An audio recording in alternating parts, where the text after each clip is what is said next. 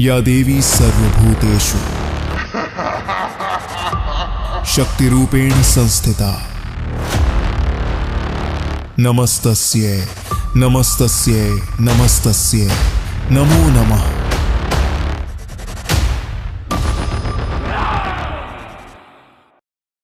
सृष्टि के प्रारंभ से ही धर्म और अधर्म की लड़ाई चलती आ रही थी, परंतु इस बार यह युद्ध असुरों और देवताओं के बीच नहीं था।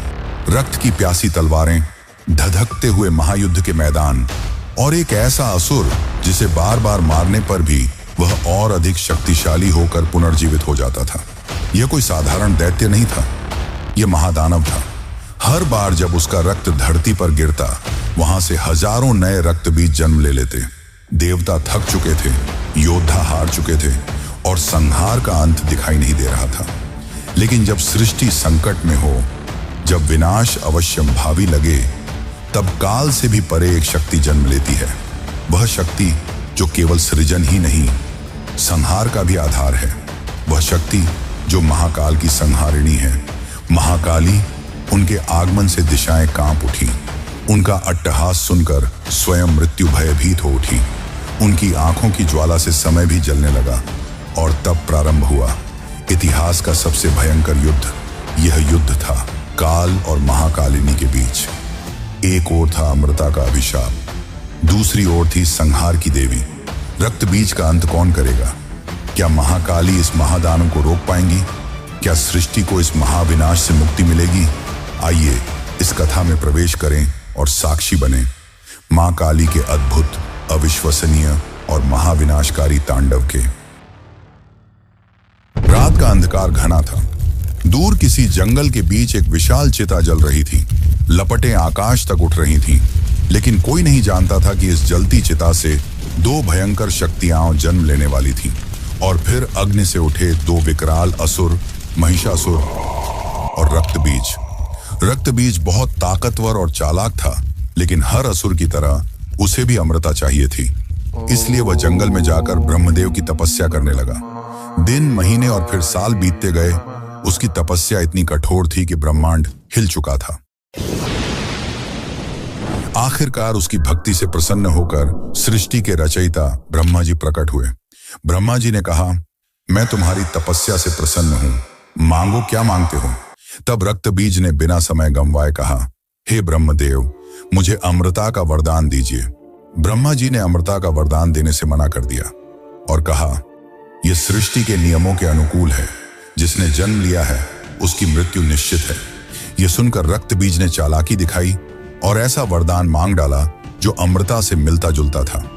रक्तबीज ने कहा, तो फिर मुझे ऐसा वरदान दीजिए कि जब मेरे रक्त की बूंदें धरती पर गिरें तो वहां से एक नया रक्तबीज जन्म ले।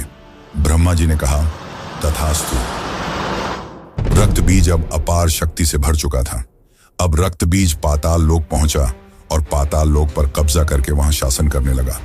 एक दिन अचानक उसे महिषासुर की याद आई और उसने महिषासुर को ढूंढना चालू किया।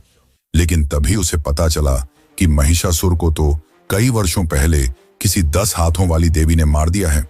जैसा कि हम सभी जानते हैं, महिषासुर को माता दुर्गा ने मार डाला था। यह सुनकर रक्तबीज क्रोध से भर गया और उसने निश्चय किया कि वह उस देवी को खोजकर बदला लेगा।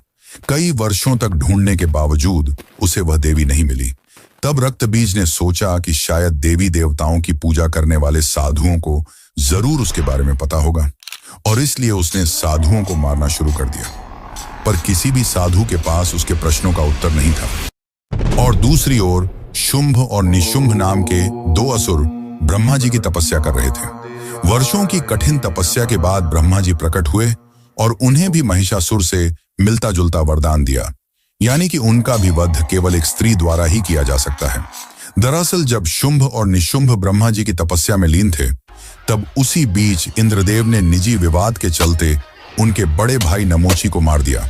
और जब वरदान पाकर शुंभ और निशुंभ अपने राज्य लौटे, तब नमोची की मौत की खबर सुनकर वे गुस्से से लाल हो गए और तुरंत ही स्वर्ग पर हमला करने चले गए। स्वर्गलोक में इंद्रदेव समेत सभी देवता नृत्य का आनंद ले रहे थे। तभी शुंभ और निशुंभ अपनी असुरी सेना के साथ स्वर्गलोक पहुंचे और देवों पर हमला बोल दिया। युद्ध शुरू होते ही निशुंभ ने अपना धैर्य खो दिया और सीधे इंद्रदेव पर हमला कर दिया। इंद्रदेव और निशुंभ के बीच भीषण युद्ध शुरू हो गया। दोनों एक दूसरे को बराबरी की टक्कर दे रहे थे। यह युद्ध काफी समय तक चला। अंततः यह युद्ध इंद्रदेव के पक्ष में गया और निशुंभ हार कर गिर पड़ा। निशुंभ की हार से असुरी सेना का आत्मविश्वास हिल गया। असुरी सेना पूरी तरह घायल होकर गिरने लगी। अब वे समाप्त होने की कगार पर थे। तभी अचानक असुरों के पीछे से एक खतरनाक गर्जना सुनाई दी। रक्त बीज ऐसे गर्जा कि इंद्रासन कांपने लगा। रक्त बीज को आतंक रूप में देखकर इंद्रदेव और बाकी देवता भयभीत हो उठे। अब शुंभ और निशुंभ के साथ ही बाकी असुरी सेना का भी आत्मविश्वास फिर से बढ़ गया और वे पूरी ताकत से देवताओं पर टूट पड़े। रक्त बीज अकेले ही देवताओं पर भारी पड़ रहा था। यह देखकर इंद्र समेत बाकी देवता भयभीत हो उठे और स्वर्ग छोड़कर भागने लगे। शुंभ और निशुंभ काफी प्रसन्न हुए। अब वे स्वर्ग के स्वामी बन चुके थे और रक्त बीज को उन्होंने अपना सेनापति बना लिया। सभी देवता स्वर्ग छोड़कर सीधे कैलाश की ओर भागे। वे महादेव के पास गए, पर उस वक्त महादेव अपनी घोर तपस्या में लीन थे। तभी माता पार्वती प्रकट हुईं और उन्होंने देवताओं से उनके आने का कारण पूछा। तब इंद्रदेव ने उन्हें सब कुछ बताया। माता पार्वती यह सब सुनकर विचार करने लगी। तभी चंड और मुंड नामक दो असुर, जो शुंभ और निशुंभ के दूत थे, वहां आ पहुंचे। जैसे ही चंड और मुंड ने माता पार्वती को देखा, वे उनके सौंदर्य से मोहित हो गए। उन्होंने यह बात अपने स्वामी शुंभ और निशुंभ को बताई। शुंभ और निशुंभ ने चंड और मुंड को यह आदेश दिया कि उस सुंदर स्त्री को यहां स्वर्ग में ले आओ, जिसके पश्चात चंड और मुंड अपनी विशाल सेना लेकर कैलाश की ओर चल पड़े। वहां पहुंचकर चंड और मुंड ने अपने स्वामी का प्रस्ताव माता पार्वती के सामने रखा और उन्हें अपने साथ चलने को कहा। माता पार्वती के इनकार करने पर उन्होंने उन्हें केश पकड़कर ले जाने की धमकी दी। यह सब सुनकर माता पार्वती क्रोधित होने लगी, पर चंड और मुंड उनका अपमान करते जा रहे थे। वे उन्हें काफी अपशब्द कहने लगे, जिन्हें सुनकर देवताओं की रूह कांप गई। वहीं दूसरी ओर दिव्य लोक में बैठी माता दुर्गा अपने ही अवतार का इस प्रकार अपमान होते देख क्रोध से भर गईं और उन्होंने तुरंत भगवान शंकर को दिव्य संकेत भेजा, जिसके पश्चात महादेव के कंठ का हलाहल विष का एक अंश माता पार्वती में समा गया। विष के प्रभाव से माता पार्वती का स्वरूप बदलने लगा। अब माता पार्वती अपने प्रचंड रूप में थीं। उनकी आंखों में अग्नि जल रही थी, उनके कंठ से भीषण गर्जना निकल रही थी और उनके भीतर से एक विशाल शक्ति प्रकट हुई, माता काली, जिन्हें महाकाली भी कहा जाता है। क्षण भर में महाकाली ने चंड और मुंड का वध कर दिया और उनकी असुरी सेना को भी समाप्त कर दिया। जब यह बात शुंभ और निशुंभ को पता चली, तो वे महाकाली के भयानक रूप का वर्णन सुनकर भयभीत हो उठे और उन्हें ब्रह्मा जी का वरदान याद आ गया। वरदान के अनुसार उनका वध केवल एक स्त्री कर सकती थी। अब शुंभ और निशुंभ चिंता में डूब गए। तभी उन्हें अपने मित्र और सेनापति रक्तबीज का ख्याल आया। रक्तबीज को जब यह बात पता चली, तो उसे लगा कि हो ना हो यह वही स्त्री होगी जिसने महिषासुर का वध किया था। जिसके पश्चात रक्तबीज बदले की भावना से जलने लगा और तुरंत ही महाकाली का वध करने कैलाश की ओर चल पड़ा। रक्तबीज को अपने वरदान का घमंड था। जब वह महाकाली के समक्ष गया, तो उसने कहा, देवी, तुमने चंड और मुंड को मारकर अपनी मृत्यु को आमंत्रण दे दिया है। मैं अमर हूं, मुझे कोई नहीं हरा सकता। माता काली की आंखों में क्रोध की ज्वाला जल उठी।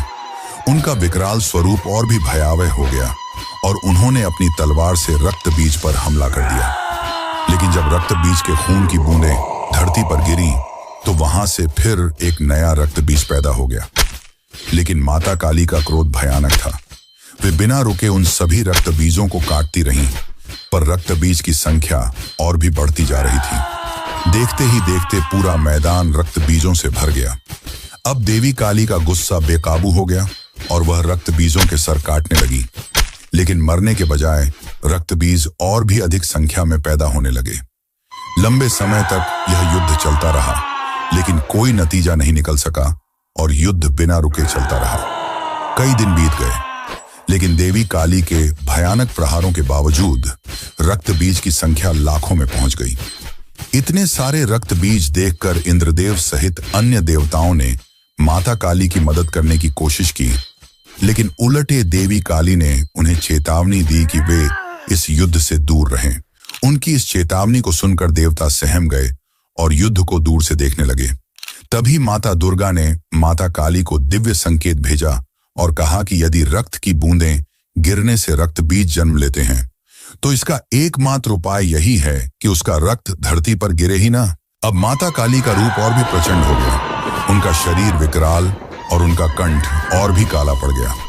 देवी ने अपनी समस्त शक्ति एकत्रित की और सभी रक्त बीजों को अपने मुख में खींचना शुरू कर दिया। वे रक्त बीज के शरीर से बहने वाले हर रक्त को पीने लगी, जिससे उसकी कोई भी बूंद धरती पर न गिर सके। और इस तरह माता काली ने सभी रक्त बीजों का अंत कर दिया। देवता अत्यंत प्रसन्न हुए, लेकिन माता काली का क्रोध शांत होने के बजाय और भी बढ़ता जा रहा था। उनके भीतर की प्रचंड ऊर्जा अब भी विकराल रूप में प्रकट हो रही थी। माता काली का प्रचंड रूप अब संपूर्ण सृष्टि के लिए एक भयावह विनाश का संकेत बन चुका था। रक्त बीज का अंत हो चुका था, लेकिन देवी का तांडव थमने का नाम नहीं ले रहा था। उनका विकराल स्वरूप संपूर्ण ब्रह्मांड को भयभीत कर रहा था। देवता भयभीत थे, पृथ्वी स्वयं धधक रही थी और जोर जोर से कांप रही थी। तब सभी देवता महादेव के पास पहुंचे और उनसे विनती की कि केवल वे ही इस महाप्रलय को रोक सकते हैं। महादेव ने गहरी सांस ली और तुरंत माता काली के तांडव स्थल पर पहुंचे और महाकाली के रास्ते में जाकर लेट गए। भयानक गुस्से में आगे बढ़ रही देवी काली का पैर अचानक से महादेव की छाती पर पड़ा। अपने प्राण प्रिय स्वामी को अपने पैरों के नीचे देखकर उनका क्रोध शांत हुआ और उन्हें अपनी गलती का एहसास हुआ। फिर देवी काली अचानक मूर्छित होकर गिर पड़ी। तब महादेव ने उन्हें उठाया और अपने साथ वापस कैलाश ले आए। तो दोस्तों, इस प्रकार रक्त बीज के अंत के साथ साथ माता काली के प्रचंड तांडव का भी समापन हुआ और सृष्टि पुनः अपने संतुलन में लौट आई।